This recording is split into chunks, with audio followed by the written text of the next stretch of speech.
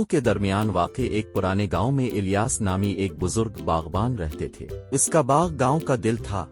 रंग बरंगे फूलों फलों पौधों से बाग हमेशा भरा रहता था। लोग उसके बाग की बहुत तारीफ करते थे, लेकिन जिस चीज ने इलियास को वाकई अलग किया वो उसकी बेलौस थी। एक दिन असलम नामी एक गरीब यतीम बच्चा गांव में आया। इसे भूख लगी थी और वो काफी थका हुआ भी था। उसने इलियास के बाग को देखा और उसकी तरफ मुतवज्जे हुआ। उसने एक गुलाब का एक छोटा सा फूल खाने के एवज बेचने का इरादा करते हुए एक गुलाब का फूल तोड़ लिया। इलियास ने लड़के की मायूस नजरों को देखते हुए एक मुस्कुराहट के साथ इसके करीब पहुंचा। मेरी जान, तुम्हें भूख लगी होगी, ताजा फलों और सब्जियों की ये टोकरी ले लो। उसने फलों और सब्जियों से भरी टोकरी इसके हवाले कर दी। उसने शुक्रिया अदा करते हुए पूछा, जनाब आप मुझ पर इतने मेहरबान क्यों हैं?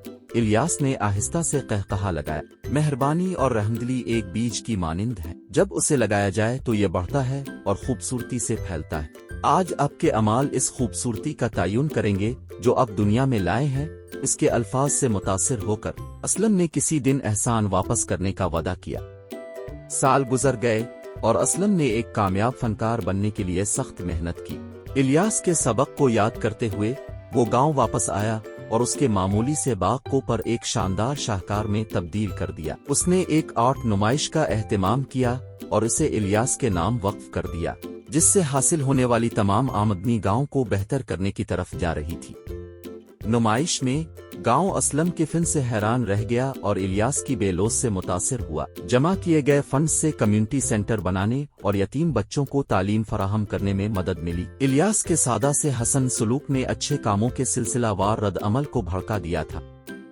उसका बाग जो कभी खूबसूरती की अलामत था, अब उम्मीद और तब्दीली की अलामत बन गया।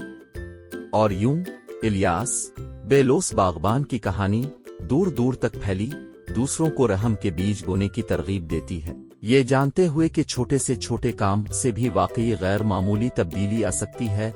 मजीद इस तरह की वीडियोस देखने के लिए हमारे चैनल को सब्सक्राइब करें। वीडियो अच्छी लगी हो तो लाइक करें।